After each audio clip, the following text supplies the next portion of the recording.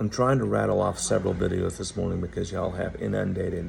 Y'all are finally finding the other account.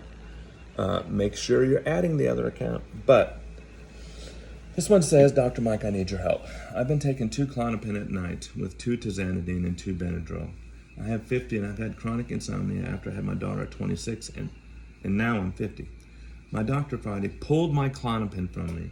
I've been on for 8 years. He gave me Soma and I took one at 11 now and it's 3:15 and I never got sleepy.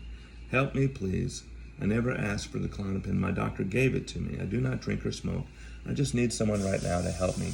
And I think what you really do is you need someone to understand that that was a terrible plan. I don't understand his clinical rationale for suddenly, I don't think it was ever explained to you. One of the things I promise my patients, there are 3 things I promise my patients. I think it's 3. I'm ADD, and I haven't taken that medicine yet. So we'll find out if it's 3 or not. The first one, I promise them never to put them on a medicine until I tell them exactly what I expect it to do and what I think the problems with the medicine might be. The second one is I won't change the plan of care without physically telling them. You'd be surprised how many of my patients, if they don't get a refill, just stop taking the medicine because they assume that I've just decided they didn't need to be on it anymore. Okay? And that's not something I do either. And 3, if I have a clinical concern that makes me think I might need to change the plan of care, there is warning. I don't just come in one day and say, we got to quit this shit. One exception. You come out of the hospital after you had an accidental overdose because your underlying health conditions demand a lower dose of your medicine. That has to be done fairly quickly. But other than that, I'm not just going to come in and say, I have a problem with the Klonopin now. Bye-bye. So look, it was 3. I was right about that. I don't understand also going from Klonopin to Soma as if that's somehow a safer step. I don't get that one at all. I don't see taking Soma with tizanidine. I don't know if he stopped. See, everything he did just makes me ask questions. And so if you think none of this makes sense, then none of this makes sense. My advice to you is to ask for a psychiatry referral, period. Okay?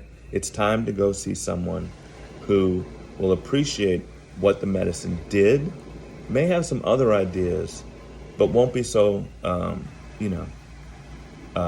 aberrant about, oh no, this is just a terrible thing. I don't understand the abruptness of the decision. And so I'm praying for you. But in your shoes, remember this is not medical advice at all, but in your shoes, what I would do is I would ask to see a psychiatrist or a neurologist, because you said insomnia. I might start with a neurologist, actually. I'd give it 50-50. It's even money, okay? The point of it is you're definitely not gonna get a change of plan where you're at.